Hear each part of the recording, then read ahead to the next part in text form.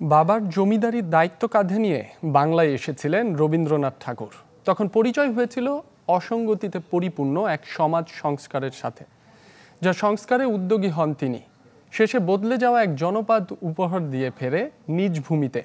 ১৬৩তম জন্ম জয়ন্তীতে উত্তরাঞ্চলে কবিগুরুর পদচারণার গল্পই জানাচ্ছেন হারুনুর রশিদ চৌধুরী।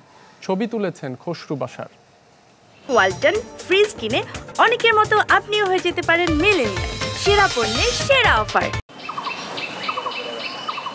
প্রতিশর কুঠিবাড়ি, নিজ জমিদারির এই জায়গাটিতে জীবনের বহু বসন্ত কেটেছে কবিগুরু রবীন্দ্রনাথ ঠাকুরের।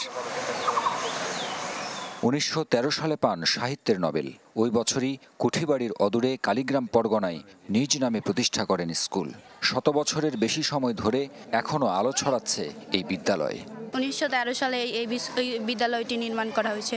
এটা আমাদের কাছে অনেক ভালো লাগার বিষয় যে এই বিদ্যালয়ে আমরা পড়তে পারছি। এখানে অনেক শিক্ষার্থী যারা তখন পড়াশোনা করেছেন তারা দেশ বিদেশে উন্নত জায়গায় কিন্তু তারা আজ পদচারণা করছেন। কৃষকদের জন্য সহজে চাষাবাদে চালু করেন কলের লাঙ্গল। নোবেল পুরস্কারের টাকায় গড়ে তোলেন কৃষি ব্যাংক, যার প্রধান লক্ষ্য ছিল কৃষককে সুদমুক্ত ঋণ দেয়া। অবাকও লাগে, যেমন এতগুলো গ্রাম ছাড়া আমার রাতোয়াল এই গ্রামটি রবি ঠাকুর বেছে নিয়েছে, এটা তো আমরা আসলে গর্ববোধ করি। পূজা পার্বণে আমরা একাত্মবোধ তার সঙ্গেই কাজ করি, ওরাও আমাদের সঙ্গে কাজ করে, একই পুকুরে গোসল করি।